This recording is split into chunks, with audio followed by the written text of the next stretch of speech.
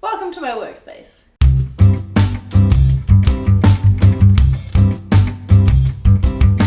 So as you may or may not know, a couple of months ago I started a new job where I work from home rather than in an office, and that meant I needed to make some serious upgrades to my home workspace. I've been slowly adjusting my setup over the past few months, as you may have seen if you watch my vlogs. I've been trying out different desks and arrangement and getting a new monitor, etc. And I'm finally at a stage where I'm really happy with it, and so I want to give you a tour. First off, let's go big picture. Like I said, I work from home, and so my desk is in our living space. I live in London, and in London, renting is very expensive, especially if you want to get somewhere that is halfway nice and in a good area. So we have a 1-bedroom apartment, but luckily for me, we've got this nice big living space that is plenty big enough for my desk. I used to have my desk over against the wall, but soon decided that I wanted some more natural light in my life, and so that is when I figured out that this little alcove here is the perfect size for a desk. So this is my little work area. I've got a nice big window to the side that lets lots of light in. Can also open it and get some fresh air whenever I like. It's just a really nice space to work in, and it also keeps my mess over to this little corner rather than being right in the middle of the room. Now I guess let's start with the desk itself. So this is a standing desk. In the past, I have made some DIY standing desks by combining together a bunch of IKEA furniture. I made a video about it actually, about the last setup I had, so I'll leave that on a card if you're interested in that. But the desktop I had with that setup was not big enough to have a monitor on, so it just wasn't going to suit this working from home setup. In the end, I gave up on the DIY way of doing things. It wasn't working out for me. I couldn't get things the right height. And so I've gone ahead and bought this adjustable sit-to-stand desk. This is a crank desk, so I just have to turn this handle here. Pretty easy to do, and it's nice to be able to move it from sitting position to standing position, because when you use a standing desk, it's not actually good to stand 100% of the time. So yeah, having that option is awesome. Anyway, this desk is from a company called Furner. It was only £289, and I was like, this is amazing, it's so cheap. Turns out you get what you pay for. This desk isn't amazing quality. I think it's fine now that it's all put together. It's pretty sturdy, especially because it's got this back bar on there. It would definitely not be sturdy without it. That's a tip I'd have for looking at standing desks. You want something that has that horizontal support as well, because otherwise things can get pretty wobbly. You may have seen in a vlog that putting this thing together was hell stressful. For example, the tabletop itself didn't come with holes already drilled into it, so we sort of had to guess where to put the legs.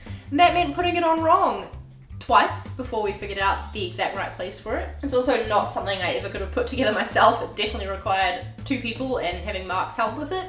So keep that in mind if you're looking to purchase one. Really happy with it now though, and I like that it's white. I like white workspaces for some reason, and I like that it's the perfect width, and it's also much deeper than my old desk as well, which means that I can have things like my monitor or my notebook sitting back further, and it feels a bit less cluttered. I feel like I'm a person who attracts clutter, like I'm just a cluttered person. So anything that can cut down on that is good for me. Okay, let's look at this side of the desk next. This is my microphone that I use for podcasting. It's attached to the desk using a microphone arm. This is a Blue Yeti microphone, and it's got a pop filter on it there. So when I need to record our podcast every Wednesday morning, I just tilt the screen and bring the microphone forward and get ready to record. Right in the middle of my desk, of course, is my external monitor. I used to just use my 15-inch Macbook for all my design work, but that's really bad for your posture to be like looking down at a laptop screen like that, and so I figured that I'd get a monitor because that can improve that, and also then I have more space for designing on. This is the Dell Ultra HD 4K 27-inch. I don't know, there's probably more numbers I need to tell you about that, but I'll link it down below in the description where I bought it from off Amazon. This is a really great quality monitor. It wasn't cheap, it was like 500 and something pounds if I'm remembering correctly, but worth it for me because, like I said, work from home, so this is my main workspace, and having a good quality screen is really important for me. It's pretty nicely designed too. You can spin it around here and raise it up and down really easily. I've got this lamp from IKEA. I can't remember what its name is, but I'll link it in the description if I find it.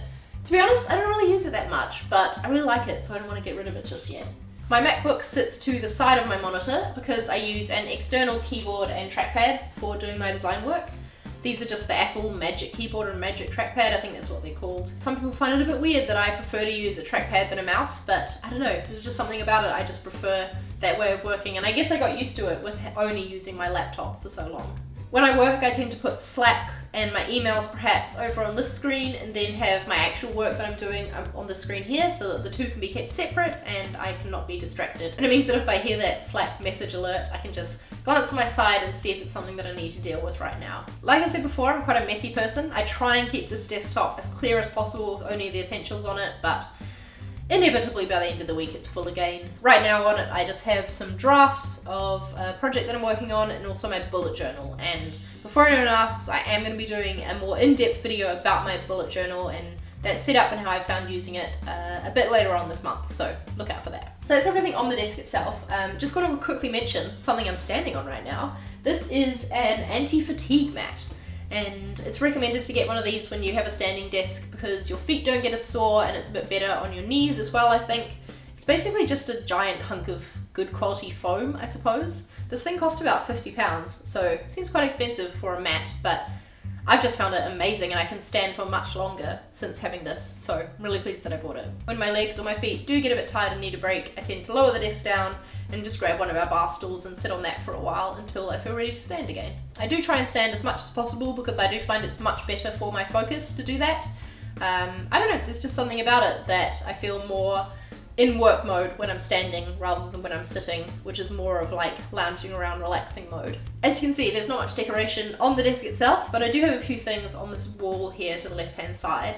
First, I have this poster by Dan Edwards. This is his poster about the creative process, and I just thought it was really cool. In fact, I made a video inspired by it at the London YouTube space on YouTube Next Up, filmed on the green screen. It's one of my favourite videos I've ever made, so if you haven't seen that, check out my version of the creative process, linked up above. This little shelf here came with the flat, it was just there and it was empty.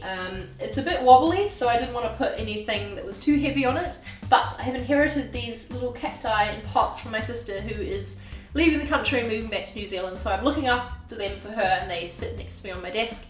They also have this photo frame with some pictures of us from when we went to Brighton, which I really love. And then this guy here is King Bob, my minion. I'm not super into minions, but I just think he's really cute, and Mark bought him for me in Singapore, so he sits there keeping me company as well. Down below my desk, this is actually what I used to use as my worktop, as part of my standing desk. But this is a little Besta shelf frame thing, and this is where I just keep some stuff. I've got this ream of A3 paper, which is what I use for wireframing. I love drawing on big A3 pieces so that you're not limited by the size of the paper. Also got my pens down there and a few little things I'm working on. And it's also where I'll keep things like my 12-inch MacBook when it's not in my bag and my iPad and things like that. I used to have a set of IKEA Alex drawers as part of my desk setup as well, which has a lot of other like electronics and stationary things in it, but now they sort of sit across the room next to my record player. I love getting to work from home because it means I can play records while I work. This is our record player setup. I might do a more in-depth video about this in an album art video if you're interested in seeing that. I don't know, let me know in the comments, but yeah, I love being able to grab a record and put that on to work to. So that is my workspace, and I suppose a little peek into my apartment as well, seeing as the two are one and the same. I hope you enjoyed seeing it, so please make sure you give this video a thumbs up if you did. I'd love to hear about your workspace. What are some special or unique things about it that you feel like sharing? Leave them down below in the comments. Tell me what your thoughts are on standing desks as well. If you're new to my channel, first of all, welcome, and secondly, hit that subscribe button if you'd like to see more videos from me, and you'll be told when I make them. They'll come into your subscription feed. I make new design videos every Saturday, and then vlogs of my life here in London every Tuesday. So I will see you in the next one. Bye.